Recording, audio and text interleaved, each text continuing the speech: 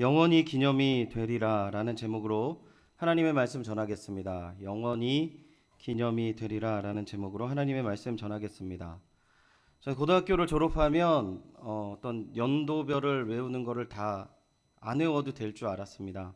고등학교를 졸업하면 이렇게 막 갑신정면 뭐 이렇게 6.25 사변 뭐 몇 년 이런 것들을 안 외울 줄 알았는데 언제 이 날짜가 중요하다는 걸 깨달았냐면 연애를 하기 시작하면서 깨달았습니다.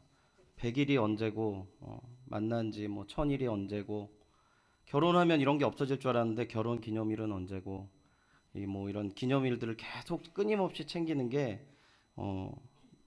인생인 것 같습니다. 그래서 이거를 잘 못 외우거든요. 근데 제가 확실히 기억하는 게 딱 한 가지가 있는데 6월 10일은 꼭 기억합니다. 제가 입대한 날짜거든요. 너무 고생을 많이 해서 그 전년도 제가 입대하기 전년도에 태풍이 있었습니다. 6월 달에. 그래서 하나님 안에서 믿음을 가지고 6월 달에 제가 입대를 했는데 그날 그 해에 가뭄이 들었습니다. 그래가지고 제가 굉장히 어렵게 군대 생활을 했기 때문에 몸에 6월 10일은 제 입대 날짜 이게 몸에 박혀 있는데 다른 날짜는 잘 기억이 안 되더라고요. 제가 이게 뭐 기념하는 부분에 대해서 짤막하게 그냥 뭐 제 이야기로 시작이 되었지만 우리가 믿음 생활을 하면서 하나님께서 이것을 꼭 기념해라라고 이야기하는 부분은 그렇게 많지는 않습니다. 그런데 오늘 우리가 읽었던 본문은 하나님께서 이렇게 말씀하십니다. 영원히 기념이 되리라 이렇게 이야기를 하십니다. 도대체 그 어떤 사건이기에 하나님께서 꼭 이것을 기념되게 하셨을까요? 여호수아 3장은요. 이스라엘 백성들이 여호수아의 지도에 따라서 요단강을 마른 땅과 같이 건너게 된 사건을 이야기하고 있습니다. 그리고 우리가 함께 읽어본 본문은 요단강을 건너면서 요단강을 건넌 사건이 3장에 있었는데 다시 4장에 그 사건을 이야기하면서 여호수아에게 특별히 명령했던 그 한 가지 일을 다루고 있습니다. 어떤 명령이냐면 각 지파에 한 사람씩 12사람을 택하고 그들에게 요단강 한 가운데 이 본문에 의하면 제사장들의 발이 굳게 섰던 곳에 돌 12를 가져다가 요단강을 건너고 그것 돌을 가져다가 진을 친 장소에 돌무더기를 쌓아 놔라 라고 했던 명령을 다루고 있습니다. 이 12지파가 하나씩 돌을 가져다 놓은 이유에 대해서 뭐 6절을 보시면 이것이 뭐 너희들 표징이 될 것이다 라고 이야기하는데요. 먼저는 우리가 이 12돌이 어떠한 의미가 있는지를 우리가 한번 생각해 봐야 할 것 같습니다. 7절 우리 본문 7절을 다시 한번 읽어 보도록 하겠습니다. 7절입니다. 시작. 그들에게 이르기를 요단 물이 여호와의 언약궤 앞에서 끊어졌나니 곧 언약궤가 요단의 물이 끊어졌으므로 이 돌들이 이스라엘 자손에게 영원히 기념이 되리라 하라 하니라. 아멘. 여러분 한 가지 문제를 지금 건너서기 위해서 이 7절을 제가 읽었는데요. 왜냐하면 하나님께서는 어떠한 표징이나 어떠한 우상이 될 만한 것들에 대해서 금지를 시키셨어요. 그런데 왜 그 12돌 덩이를 기억하라고 하셨을까요?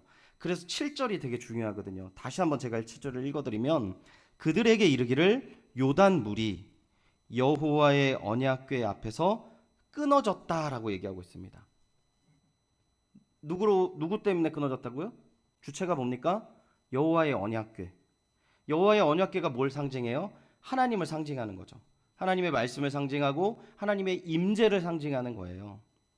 12돌을 보면서 저 12돌이 영험한 거야 라고 하는 것이 아니라 하나님의 언약궤가 요단을 건넜다라는 이야기를 하고 있습니다. 이 요단에 대해서 3장에 보시면 어떻게 나와 있냐면 지금 뭐 이렇게 추수할 시기가 이르렀기 때문에 뭐라고 나와 있냐면 물이 범람했다라는 표현을 하고 있어요. 그래서 제가 이스라엘을 안 가봤거든요. 근데 이스라엘 가본 사람들한테 물어봤는데 요단강이 얼마나 큽니까? 라고 물어보니까 그냥 개천보다 작대요. 그냥 제가 어떤 소리를 들었냐면 제가 사실 갔던 분도 잘 못 봤다는 거죠. 이거를 안내하시는 분이 자 지금 요단강을 건넙니다. 예 건넜습니다. 이렇게 하면 저희 요단강을 못 봤는데요. 이 정도로 지금은 사실 물이 그렇게 많지는 않은 거죠. 근데 이 당시에는 절기에 따라서 물이 막 범람하는 그 시기가 있었다고 해요. 그래서 이 범람이라는 뜻은 사람들이 그곳을 지나갈 수 없는 그러한 모습인 것이죠. 그런데 이 요단강이 그 범람할 때에 여호와의 언약궤 앞에서 굉장히 중요한 것입니다. 하나님의 언약궤 앞에서 이 요단강이 끊어졌다라고 얘기합니다. 그래서 곧 다시 표현합니다. 언약궤가 요단을 건널 때, 이스라엘이 건너는 게 아니에요. 하나님께서 요단을 건널 때 물이 끊어졌으므로 이 돌들이 이스라엘 자손에게 영원히 기념이 되리라. 자, 그럼 뭘 기념하는 거죠? 하나님께서 이스라엘과 함께 하시고 이스라엘의 중심 되시고 모든 것 되신다는 것이 이 7절에 표현이 되어 있는 거예요. 그러니까 12돌을 볼 때에 어떤 생각을 들어야 되겠어요? 하나님께서 함께 하셨다는, 하나님의 그 발걸음은 어떠한 것도 막을 수 없다라는 것을 지금 상징하고 있다라는 것입니다. 특별히 그들에게 더욱더 이 돌들이 기념이 되어야 될 이유를요, 여호수아 4장 19절부터 24절까지 이 사건을 한 번 더 설명을 하는데요. 19절부터 21절까지는 똑같은 이야기가 번복이 되고요. 23절부터 24절에는 조금 더 깊은 이야기를 하고 있는데, 23절 제가 읽어드리겠습니다. 너희의 하나님 여호와께서 요단 물을 너희 앞에 마르게 하사 너희를 건너게 하신 것이 너희의 하나님 여호와께서 우리 앞에 홍해를 말리시고 우리를 건너게 하심과 같았나니, 이렇게 이야기하고 있어요.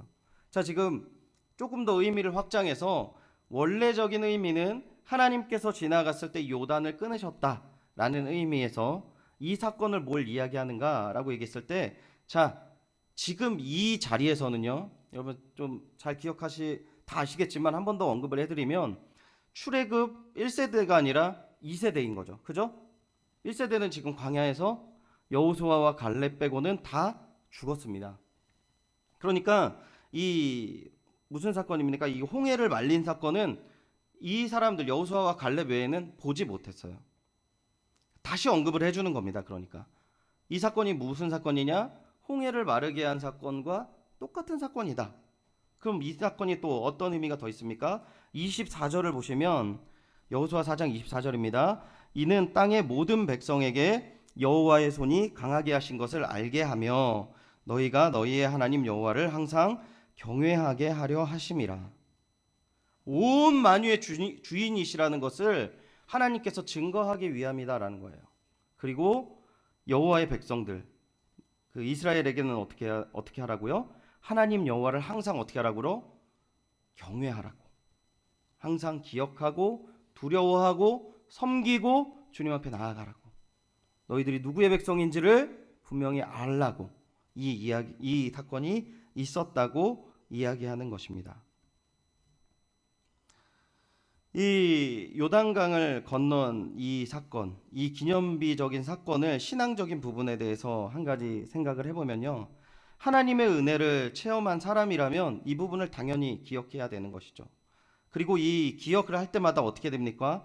과거에 내려주신 은총을 기념하면서 우리가 앞으로 나아가야 될 미래에 대한 삶에 대해서 이 불안함을 사라지게 하는 믿음의 아주 중요한 도움이 된다라는 것이에요. 중심이 된다라는 것이죠.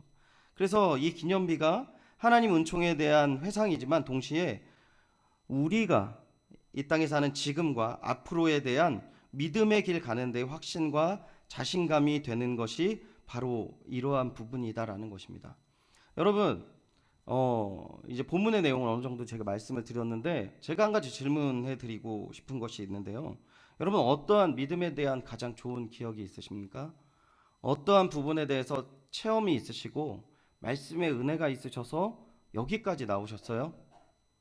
여러분, 어떻게?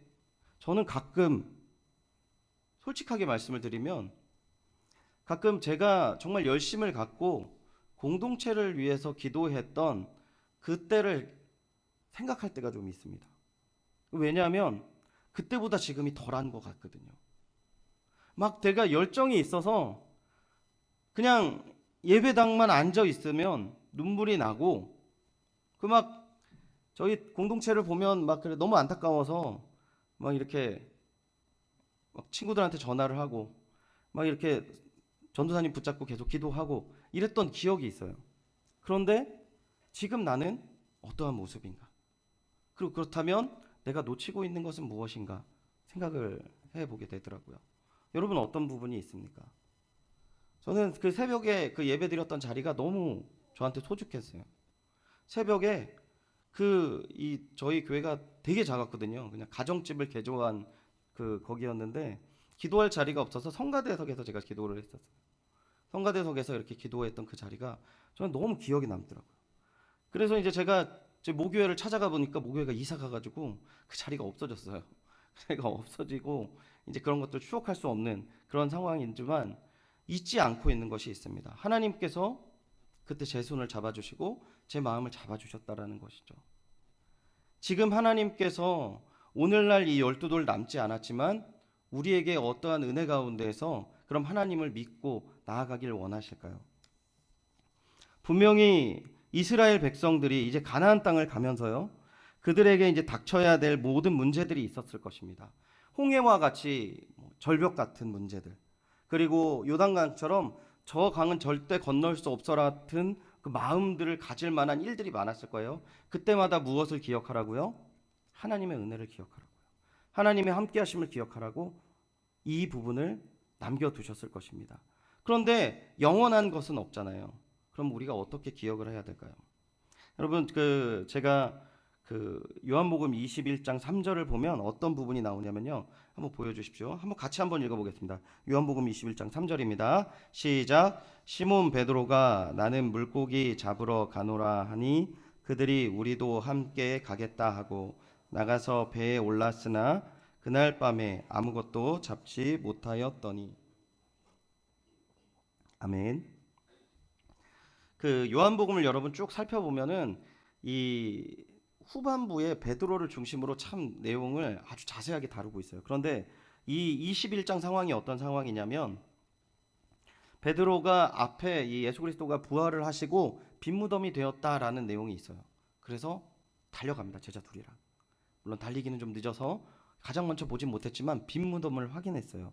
그리고 그 다음에 나온 내용이 뭔지 아세요? 부활하신 예수님을 제자들이 만나서 기뻐하는 내용이 있어요. 그리고 21장에 와서 어떤 내용이 있는 줄 아세요? 디베랴 바다로 가서 베드로가 그물을 던지는 겁니다. 좀 이게 애매하지 않습니까, 여러분? 이 요한복음을 한번 집에 가서 보십시오. 굉장히 애매한 상황이에요. 이 베드로가 이렇게 예수님을 분명히 빈무덤도 보고 12제자 앞에서 나타난 11제자 앞에서 나타난 예수님도 만나고 그리고 그 다음 장면이 디베랴 바다에서 고기잡이로 나서는 모습이 있다라는 것이죠. 아마도 베드로가 그 자신을 바라봤을 때 부활하신 예수님을 만났지만 자신이 실패한 사람이라고 생각했을 수 있었을 것 같아요. 그래서 예수님 다시 만나지만 예수님 바라볼 수 있을 만큼 자신이 온전한 사람이 아니고 자신은 이미 만신창이고 부족한 사람이다 생각을 했던 것 같습니다. 그런데 예수님께서 이 베드로를 찾아가셨는데 어떠한 상황이냐면 요한복음 21장 15절 다시 한번 띄워주세요. 같이 다시 한번 읽어보겠습니다. 시작. 그들이 조반 먹은 후에 예수께서 시몬 베드로에게 이르시되 요한의 아들 시몬아 내가 이 사람들보다 나를 더 사랑하느냐 하시니 이르되 주님 그러하나이다. 내가 주님을 사랑하는 줄 주님께서 아시나이다. 이르시되 내 어린 양을 먹이라 하시고. 아멘. 지금 뭘 이야기하시냐면요. 이 베드로가 그러한 상황에서 예수님이 찾아가셔서 이렇게 뭘 물어보시냐면 네가 날 사랑하니? 라고 물어보는 거예요. 자기는 실패했고 예수님 팔아버렸고 이렇게 외면하였고 부정했던 그 모든 것들을 다 알고 있는 그 상황에서 이것을 물어보시는 거죠. 그런데 예수님께서 이 상황에서 네, 내가 당신을 사랑합니다 라고 3번이나 근심했지만 이야기하죠. 이 사이에 어떤 일이 있었냐면 조금 전에 21장 3절에서 읽어드렸던 것처럼 시몬 베드로가 물고기를 잡으러 갔을 때 21장 3절 말미에 뭐라고 얘기하냐면 그날 밤에 아무것도 잡지 못하였더니 라고 얘기하고 있어요. 즉 누가복음에 나와 있는 예수님을 베드로가 처음 만났던 사건을 기억나게 하세요. 기억나십니까? 예수님께서 새벽 미명에 이렇게 베드로가 이제 밤새도록 그물을 던졌는데 하나도 잡지 못했을 때 이 베드로가 무엇을 했습니까? 이렇게 막 너털너털 이렇게 들어왔겠죠. 근데 예수님이 딱 뭐라고 그러냐면 깊은 데로 가서 그물을 내려라 얘기하시지 않았습니까? 그래서 어떻게 했어요? 그물을 내렸어요. 그리고 이렇게 딱 너무 많이 잡지 않습니까? 지금 베드로가 바다로 나가서 그물을 내려서 잡고 빈 그물로 왔을 때 만나신 예수님을 통해서 베드로가 아마 기억했던 것은 처음에 자신을 찾아왔던 하나님의 은혜를 기억했을 거예요. 그리고 그러한 상황을 기억나게 하시고 하나님께 다시 한번 물어보시는 거예요. 네가 나를 사랑하니? 라고 이렇게 물어보셨다는 거죠. 하나님께서는 믿음의 길을 이렇게 막 걸어갔을 때 우리가 처음 하나님을 만나고 기뻐하고 즐거워하고 행복했던 그때를 추억으로 남겨두시는 분은 아니신 것 같습니다. 오늘 그 만남이 실제이고 그 만남이 능력 있는 일이었고 예수 그리스도께서 우리를 십자가에 못 박히셔서 우리를 위해 죽으시고 구원하셨던 그 사건은 오늘 우리 믿음이 조금 애매하고 조금 흔들리는 부분이 있고 어렵고 힘든 부분이 있다 할지라도 분명히 하나님께서는 그 사건이 진실이고 또한 우리가 그때 예수님을 만났던 그 모든 것들은 현실이기에 오늘 우리에게도 새롭게 우리의 손을 붙잡아 주시고 이끌어 가시는 능력임을 믿습니다. 여러분, 우리가 너무나도 요즘 시대에 원하는 것들이 있는데요. 새로운 자극들을 원해요. 뭘 원합니까? 조금 더 깊이 있는 뭔가의 뜻이 있을 거라고 생각을 합니다. 말씀 속에서 뭔가 새로운 해석이 있을 거라고 생각하고 뭔가 내가 채워지지 않는 것들을 체험을 받는 데를 너무나도 찾아 방황하는 요즘의 영적인 갈급한 시대를 살아가고 있는 것 같아요. 그것은 뭘 이야기하는 줄 아세요? 예수 그리스도께서 나를 구원하셨던 그 사건이 만족치 못하다라는 반증을 이야기하는 거예요. 여러분, 예수님께서 우리를 통하여서 일하신 그 모든 일들은 우리 이 연희교회를 살펴보더라도 현실임을 여러분 꼭 기억하시고 믿으시기를 축원드립니다. 많은 분들이요, 저는 좀 한국교회 목사님들이 저도 목사지만 많은 분들이 막 안 좋은 소리를 할 때마다 좀 답답한 부분들이 있어요. 왜냐면 제가 아주 어렸을 적에 막 오지를 돌아다니면서 선교를 할 때 정말 그 구설수에 올라갔던 목사님 한 분 한 분이 이 말도 안 되는 곳을 한 10년 전, 20년 전 가가지고 교회를 세우고 일을 했던 상황들을 너무 많이 봤거든요. 근데 나아가기 너무 힘든 거죠, 믿음이라는 게. 그리고 그것들을 붙잡고 나아가기가 너무나도 어렵다라는 것을 신앙생활에서 너무나도 보여주고 있어요. 그런데 그렇다면 오늘 우리에게 하나님께서 주신 은혜가 적으냐? 그것이 아니라는 것입니다. 하나님께서 이스라엘 백성들에게 사사시대를 문을 열면서 다른 것 아닌 하나님께서 요단을 건너가시는 그 은혜와 사랑의 문을 여신 것처럼, 그리고 그 여신 사건을 통하여서 너희들을 기억하며 나와 함께하며 온 만유의 구주이심이 나임을 너희들 꼭 기억하고 너희들이 그것을 통하여서 나를 경외하기를 원한다라고 말씀하셨던 것처럼 오늘 우리에게 허락하신 그 귀한 은혜와 사랑은 그 모든 사건들이 과거의 어떠한 그러한 지나버린 사건이 아니라 오늘도 순환되고 새롭게 세워지는 귀한 사건임을 증거하고 있다라는 것이에요. 특별히 여러분, 연희교회를 통하여서 여러분 계속 이렇게 신앙생활 지금까지 해오시지 않았습니까? 여러분이 연희교회가 어떤 교회입니까? 궁금해요. 저는 그 새가족을 담당하고 있거든요. 새가족을 담당하고 있을 때 새로 오신 분이 있어요. 모든 분이 다 그런 건 아니지만 그 새가족 가운데 정말 기이한 일을 많이 봅니다. 말씀을 전하면 이 말씀이 너무나도 무겁지 않을까라는 생각이 들 때도 있어요. 제가 선언할 때. 근데 이분이 아멘 하고 따라오세요. 그러면 성도님, 이 부분에선 이 부분에서 이렇게 해서 매일 기도하시고 말씀을 이렇게 읽으시고 이렇게 하시고 다음 주에 한번 더 나눠보기 바랍니다 라고 하면 되게 죄송한 얘기지만 50% 이상은 그렇게 하지 않으세요. 근데 기이한 것은 그것을 그대로 제 말을 듣고 해오세요. 그리고 제가 이제 도전을 줍니다. 요거를 조금 더 이분 했으니까 그러면 성경 일독을 이런 식으로 해서 이렇게 했으면 좋겠습니다. 이분이 성경 일독을 해오세요. 더 신기한 거는 그러면 금요일에는 기도하는 시간이니까 금요 기도에 나오십시오. 금요 기도에 나와요. 수요일 날 나와요. 이렇게 나와요. 여러분, 송호성 목사가 능력 있어서 이 사람이 나오는 게 아니에요. 똑같이 합니다.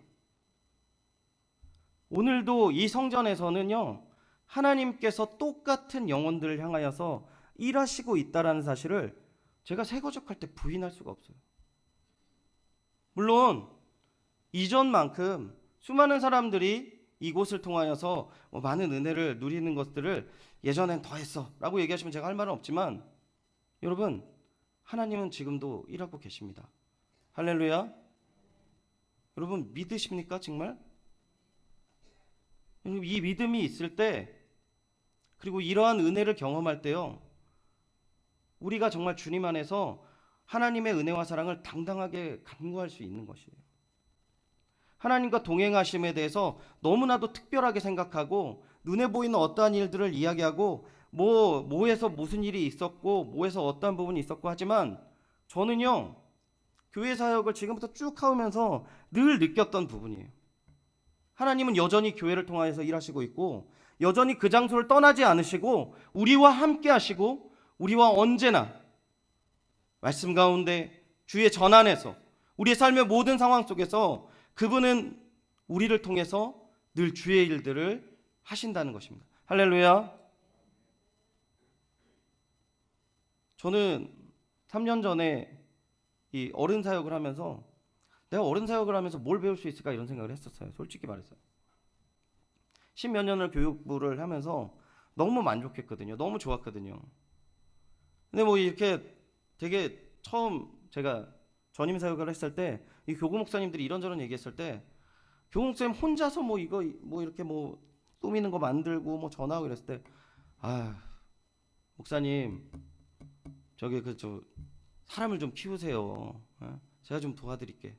뭐 전화하면 애들 와가지고 그 목사님 일 도와주고 막 그랬었거든요. 그런데 우리 어른들 한 분 한 분을 돌아볼 때 그 믿음의 실체와 은혜의 증인들이라는 사실은 부인할 수 없더라고요. 그 제가 놀라운 것은 무엇인지 아세요? 제가 정말 연로하시고 힘이 없으신 분이요, 어떠한 위로도 반응하지 않는데 하나님 교회에서 은혜를 나누고 믿음 생활했던 부분들 이야기했을 때 반응을 하세요. 그 자녀분들이 그러더라고요. 아유 목사님 자주 보셔서 이런 얘기를 좀 자주 해주세요. 아니 저보다 그냥 같이 사역했던 분들 오시면 더 좋겠네요. 아 그래 주시면 너무나도 좋죠.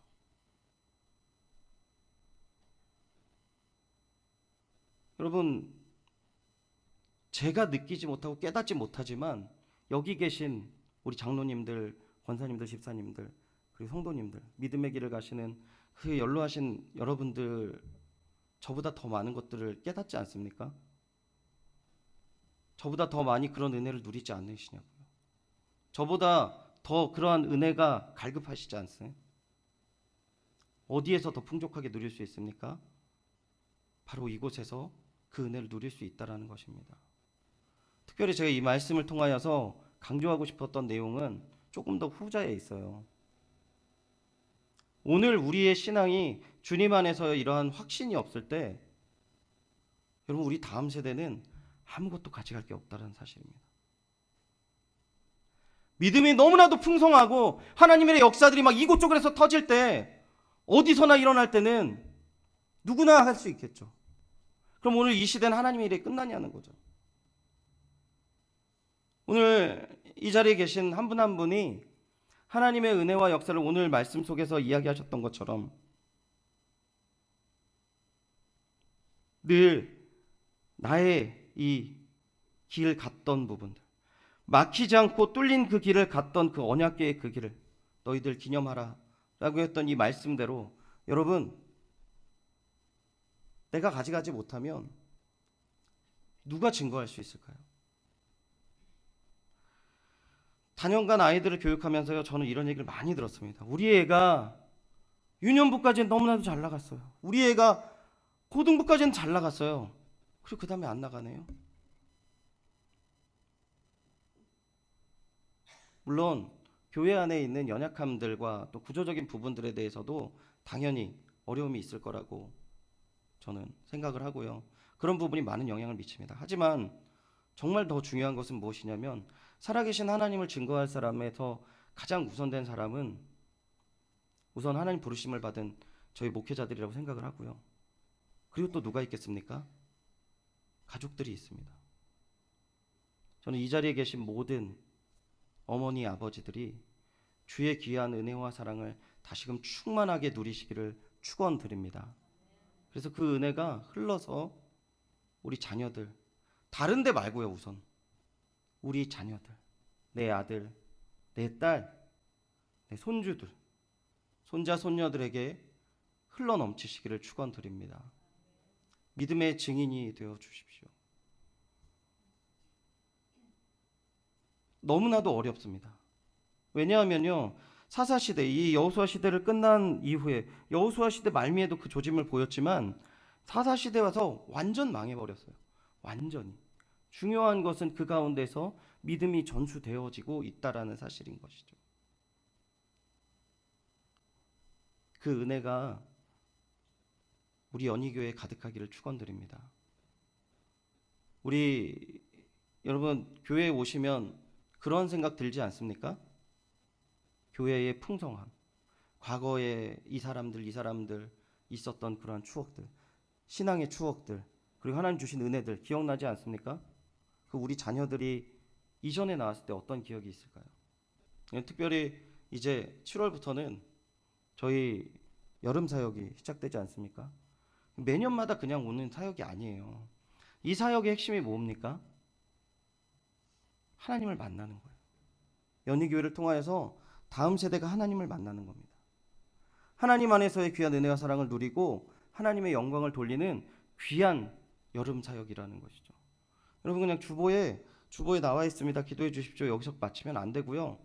정말 기도해 주실 때고, 또한 이 사역을 통하여서 여러분 스스로도 많은 은혜와 하나님 안에서의 새로운 회심과 하나님의 풍성한 은혜가 가득하기를 소원합니다.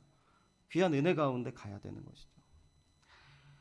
말씀을 정리하면서 한 가지 말씀을 드리도록 하겠습니다. 믿음 생활을 막 이렇게 제가 할 때 굉장히 어려운 교회에서 사역할 때가 있었어요. 굉장히 어려운 교회 사역을 할 때가 있었는데, 어떠한 일이 있었냐면, 제가 이제 그 교육자들이 한 8명 되는 교회였는데, 그 1년 안에 한 명씩 이렇게 떠나시더라고요. 떠나시고 놀랍게도 담임 목사님이랑 저만 남았습니다. 제가 다 아는 거예요. 성가대 지휘도 했습니다. 부끄럽지만 성가대 지휘도 했었고요. 주보도 제가 만들었었고, 뭐 이제 전천후죠. 교회의 쪽방에서 자면서 제가 맡은 날짜를 이렇게 적어 놓으시고, 목사님이 이때는 여기서 교회에서 자야 돼, 이렇게 얘기를 하시더라고요. 그러면서 제가 그렇게 한 2달을 보내고 나서 어떤 생각 들었냐면, 하나님한테 이렇게 기도를 했어요. 하나님, 저밖에 없습니다. 하나님, 제가 없으면 어떻게 합니까? 이런 식으로 제가 막 기도를 했던 것 같아요. 근데 하나님께서 분명히 함께 하시는 그 부분을 저에게 한번 보여주신 사건이 있어요. 너무 부끄럽더라고요. 너무 부끄럽고, 하나님 어디서든지 계시는 그 은혜와 사랑이 있는데, 제가 주님을 의지하지 못했던 부분들이 다시 한번 새록새록 깨닫게 되어지는 그러한 사건이 한 번 있었거든요. 제가 부끄럽지만 이 말씀을 드리는 이유가, 한 가지는 오늘 이 말씀이 사실은 저희들에게 어떠한 도전이 됩니까? 하나님 은혜 원래 있었습니다. 하나님 저거 기념하라고 했습니다. 그래서 기념하면 끝입니까? 아니요. 이 시간에 정말 이 말씀을 의지하시고 함께 기도하시고 그 은혜를 기대하시는 귀한 믿음이 풍성히 주어지기를 축원드립니다. 말씀을요 너무 많이 듣잖아요. 근데 저도 그렇더라고요.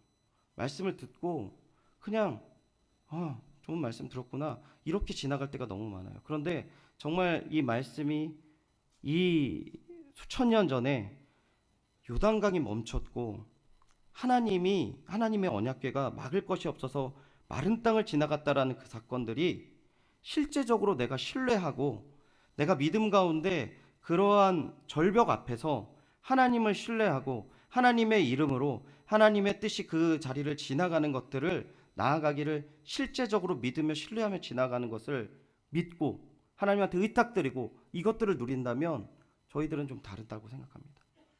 그리고 이것이 바로 믿음의 사람의 믿음의 길이라는 것들 꼭 기억하기를 축원드립니다. 그래서요, 저희들의 모든 마음들과 연약함들이 다시금 하나님의 이 말씀 안에서 회복되어지고 하나님의 귀한 은혜와 사랑들이 누려지시기를 축원드립니다.